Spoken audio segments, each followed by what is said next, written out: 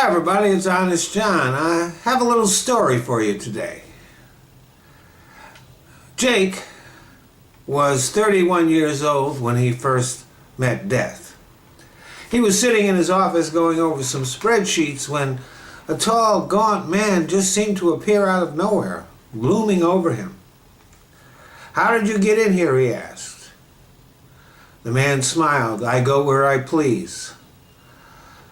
Locks can't keep me out. I am Mortis."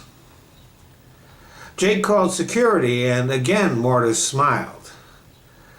"They won't be able to see me," he said. "I'm here only for you." And sure enough, the two security guards walked into Jake's office right past Mortis and asked him what he wanted. He started to tell them to remove the man, but thought better of it. "Never mind," he said. "I'm sorry I disturbed you." After he left, he turned to Mortis. "Well," he asked, "what can I do for you?"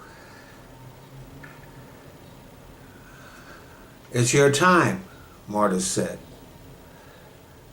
"I'm here to take you to the great beyond." "So you're saying that I'm about to die?"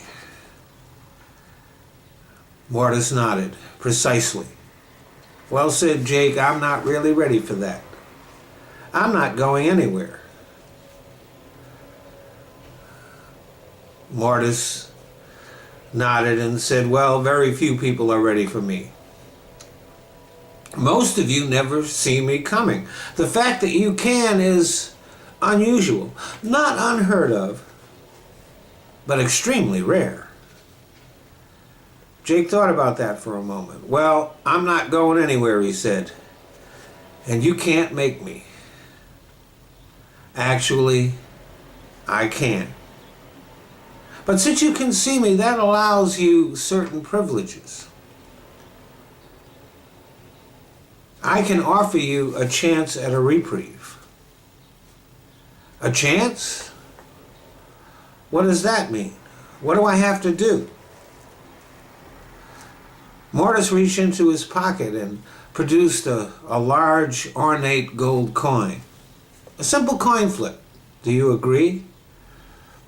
Jake nodded, but as Death was about to flip the coin, Jake reached out. "Wait a second.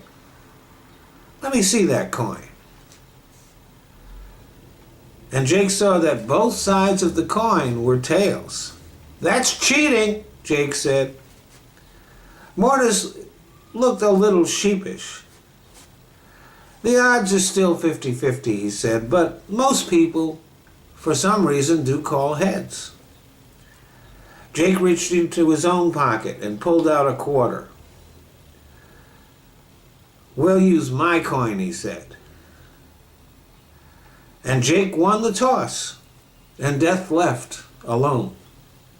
That day, Jake suffered a heart attack, but because he had won the coin toss, he survived it.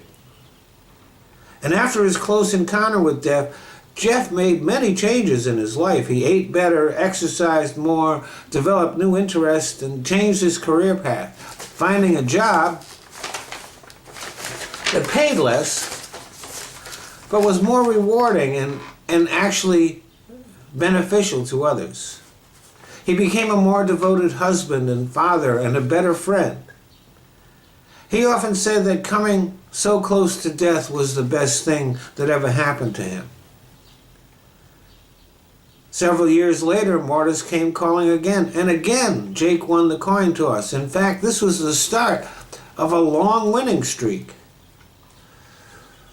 Jake lived to see his children grow to adulthood and start their own careers and families.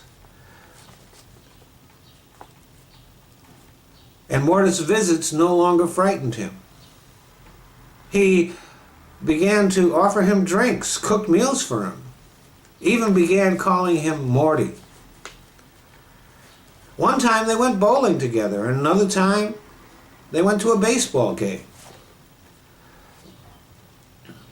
After Jake's wife died, He was very angry at Mortis, but after a few years, he let that anger go.